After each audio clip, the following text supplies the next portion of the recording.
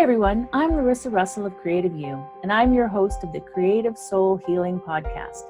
Here's where we talk about the connection between creativity and healing by interviewing amazing creatives, spectacular healers, and inspiring people who have used creativity in their healing. What does it mean to be creative? What is creativity? You don't have to write a best-selling book or paint a masterpiece or even play in a rock band.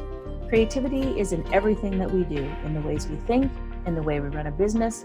In our everyday lives, we are creative all the time. Let's talk about how we are creative and how creativity helps us heal mentally, physically, and emotionally, right now on the Creative Soul Healing Podcast. Hi, everyone. I'm Larissa Russell of Creative You. Welcome to the Creative Soul Healing Podcast. Today, I have with me Youhjung Son. Youhjung was one of our presenters for the Loving, Healing, Creating Summit that we ran February 2nd through 14th, and we absolutely loved having her. You can still get access to that summit at www.creativeyou.ca. So Youhjung is a certified art therapist, artist, consultant, and content creator for YouTube channel Thirsty for Art.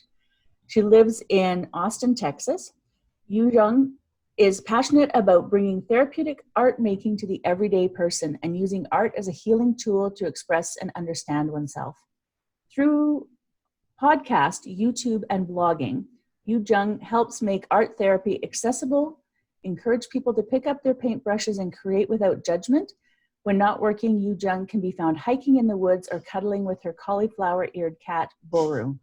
Welcome, Youhjung. Oh, hello. I'm so excited to be here. Yes, we're excited to have you. Can you share some of your story and the path that's led you here? Sure. So I've always loved art making. I've always made art since I was little, and I actually studied studio art in college. But I wanted to use art not just to sell paintings, sell my own artwork, but to help people. And actually, psychology was my second passion. So I stumbled upon art therapy during college and actually went on to become an art therapist afterwards. So I worked in New York City for years, doing art therapy with children, with adults in different settings, helping people with ADHD or anxiety or depression, addiction, a lot of different things. And then last year, I moved to Austin, Texas, and I started my YouTube channel, Thirsty for Art, where I share all about art therapy, and that has been kind of my focus since then. Yeah. Oh, yeah, that's great. And I find social media and videos just such a great platform for getting information out there. I know that's where I turn. Yeah. Somebody told me YouTube was the number 2 search engine after Google. Yes. So it's a great place to search for information. A lot of people search for things on YouTube. Yeah. So what does healing with creativity mean to you? To me, it means using creative expression as a way to understand ourselves and express our feelings and thoughts. And that's going to really help us heal. Yeah, absolutely. I personally find that any creativity is healing, but when you set intention, it's just that much more so. Yes, definitely. Yeah. And do you think there's a driving force that inspires you? Yes, I am. Well, I kind of think that I'm a naturally creative person. I was born creative, although I believe that everybody has creativity within them. But I do feel like that if I can't be creative, I can't do anything. I can't be alive. Like I have to create things. I have to express myself in some way or form. So that has been a really big driving force in my life. But also, I think because the world and also because the world knows so little about art therapy right now, because it's a young field, it's a new field, new type of thing. I think that has also been a motivator for me, to give people the permission and the chance to use art as a healing tool, as a therapeutic way to express themselves and heal, really. Yeah, absolutely.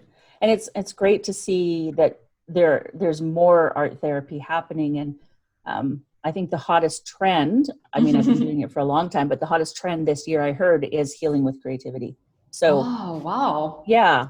Wow. So I'm like, okay, well, I, got online at the right time, but I've been doing it for a Right. long time. Yeah, I mean, it Yeah. is really good to see that trend, Yeah. though. Yeah, it's Yeah. kind of coming to people's awareness more and more. Exactly. Mhm. Exactly. And we can get more people helping themselves through it. So yeah. Exactly. Yep. So, has there been a past pain that's informed your life purpose? Hmm. I think for a long time, I've struggled with self-esteem issues, with self-love, with anxiety, with perfectionism.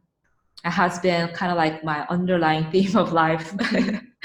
And I think these things, these issues, these pains, maybe these challenges actually really pushed me, really pulled me to find the light, Mm-hmm. to find healing, find ways to transform myself from the inside out. And doing this for myself actually helped me to be a better art therapist to help other people, I think. And then be a better healer, better friend, better family member, just a better person in general. So I think that these past pains and difficulties has really helped me find my purpose to help other people, to connect with other people. Yeah. Yeah. Yeah. I'd agree with that too. Hmm. It's, it makes us who we are, right? And so then, Yeah. yeah, absolutely. Yeah. Absolutely. These things are not just uh, meaningless pains that we have to suffer through. Yeah. And they have some kind of purpose, I think. Yeah. Absolutely. So, what would you say is your favorite creative healing modality for yourself? Mm, Actually, if I could combine two things in one, Yeah. Yeah. one is art, like visual art making. So Mm-hmm. all kinds of art, so painting, fiber art, drawing, maybe collage. But the other one is, I think, tapping, EFT tapping, if you know. Yes. Yeah. That has been such a big tool in my life. I cannot recommend it enough. So Yeah. those two things have been a big healing modality in my life. It's like the things that really help me move through those pains, move through those challenges to be the person who I am right now. Yeah. Yeah. Yeah. And it's interesting to say that I only found EFT last year, Oh, wow. and it's changed my life, right? And Yeah. I start every day with it. And then I also, like, whenever I feel a bit anxious or stressed, I can use it then, so yeah, Yeah. it's really It's great. it's so great. You can just use it in the moment, use it Hmm. for small things, but also really big things in life too, Yeah. and get results like almost always. Yeah. So it's really awesome. Yeah. Yeah. I even have an app on my phone so that I can Oh. tap whenever I need to. Yeah. Yeah, it's awesome. It's really great. So, what would you say is your greatest accomplishment to date? Honestly, I think it's just being where I am now. Hmm. You know, um, having thirsty for art right now, really growing my business, doing what I truly love. I'm creating what I want to create every day, doing what I want to do, helping people who are seeking help. So right now, this moment is my biggest accomplishment, I would say. Yeah, that's pretty, Yeah. that's a great one though. Being where you want to be in life is a great accomplishment that a lot of people don't get to. So, Uh-huh. Yeah, yeah, I mean it's a big challenge, right? yeah, There's a lot of obstacles, a lot of things that we have to kind of go through in order to find ourselves in that place. yeah, Yeah. yeah, absolutely. So, if you could change one aspect of our society through your work, what would it be? It would be seeing art as a way to heal, Hmm. seeing art therapy as an effective medium or tool through which we can understand ourselves, express our feelings and thoughts, and use art less as a way to compete or judge ourselves, but more to just communicate who we are and express who we are. So if we could do that, if we could have a society who can see art as not a way to compete or judge ourselves, but a way to, get back in touch with who we are, what we're feeling right now, then that would be a big thing, I think. Yeah, absolutely. I think the more that people can get in touch with themselves and what they're truly feeling and be able to express that, it's really important. Yeah, it's really important, and it's a difficult thing to do as well. I mean, we have a lot of things that we can use to not get in touch with ourselves. We have our phones, we have our TVs, we got our foods. Mm-hmm. So yeah, it's if we can see kind of creativity and expression as a way to get in touch with ourselves, and see that act of getting in touch with ourselves as a positive thing in life, then I think that would bring big changes to our world. Yeah, absolutely. I totally agree. Yeah. Totally agree with that. So what inspirational advice would you give someone who's struggling? To everyone who's struggling, I would really suggest, I know this is hard, but suggest acceptance a little bit more. Yeah. I know this feels very counterintuitive, but when we have hurt or pain or struggles, negative feelings, I know we want to run away, and that's natural. That's our instinct. Mm-hmm. We want to resist. We want to push it away, maybe ignore, suppress. As I said before, judge ourselves. But when we do these things, these negative things don't actually go away. They just kind of haunt us even more. So what we want to do instead is to face them a little bit more. So acknowledge these things, Mm-hmm. and sort of accepting and allow them to be there. And when we do that, we can really understand them, understand why they're here. As I said before, we were talking how pain has a purpose. And so when we actually allow these things to be there, we can understand why they're here, what's their purpose. Mm-hmm. Yeah, so I loved how I listened to your last episode with Michelle, Mm-hmm. and she talked about Reiki, I think, and she focused on going into the pain. She said, how about we go into the pain, and then the body can kind of relax. Yeah. Really weird thing, right? If you focus on the pain, the body actually relaxes and the pain goes away. Yeah. So that really hit me. That really resonated with me, and that's kind of what I want to say to my friends out there who's struggling. When we really sit with the negative things in our lives and kind of look at it gently in the eye and understand it, I think it naturally gets released from us. It's really a practice of compassion and just mindfully sitting with the things that are showing up in our lives. Yeah. And so we're just, providing the space and containment for these things without judgment, really. So I think I know it's hard, but maybe try, if resisting the pain and the struggle didn't work for you, perhaps we can try a little bit more acceptance, a little bit more allowing, and see where that would take us. Yeah. Yeah, I love that, because it's so true. We have so many ways to run away, to self-medicate, to, soothe those hurts that we're just hiding from them. So yeah, I really love that answer. Yeah. So do you have an inspirational quote that sums up your life? Or the journey you've been on? Oh, I think it would be no mud, no lotus. So this is actually a really short quote by Thich Nhat Hanh. He's a Buddhist monk, and he wrote lots of books. And actually, one of his books is called No Mud, No Lotus. So when you look at a lotus, the lotus actually blooms on top of the water surface, right? and the rest of the lotus, the stem and the roots are in the water and the mud, and the roots are actually in the mud itself, so like the dirty part of the water. And so what this quote means is, we can move through suffering, and rather than resisting the suffering, when we kind of allow them to be there, we sit with them, when we be more mindful with them, we can transform, we can bloom. We can see the flower on top of the surface.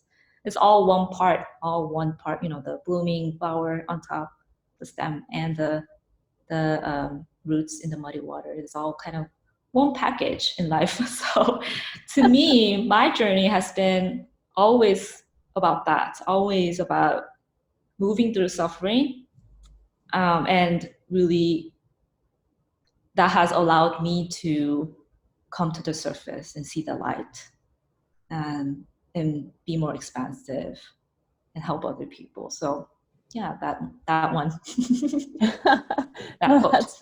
That's great, because it fits really with what your inspirational advice, because it's very much so, when you can accept and that there's bad in the good, or mud with the clear water, or to make the flower. So yeah, that makes a lot of sense.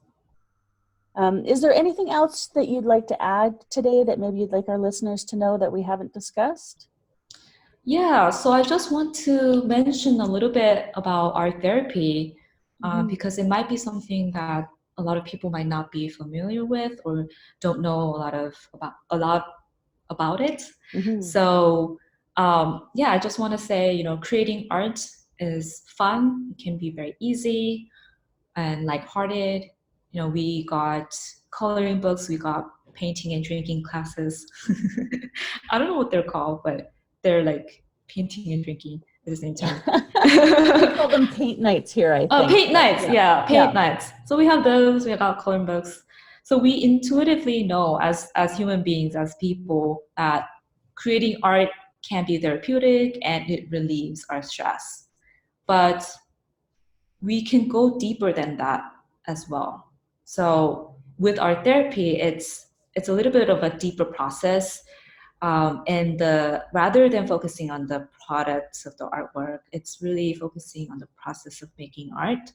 So we're really going inside rather than trying to control the outcome, or produce some kind of certain effect in the artwork. We're really focusing on the process and getting in touch with how we feel, and allowing what's inside to come out in colors and shapes and lines in front of the canvas.